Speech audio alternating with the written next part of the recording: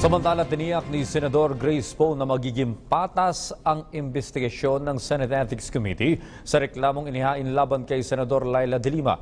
Pero sinabi ni Poe na mangyayari ito kung maipapaliwanag ni De Lima ang dahilan kaya't naglipa na ang problema sa iligal na droga habang nanunungkulan ito bilang kalihim ng Department of Justice.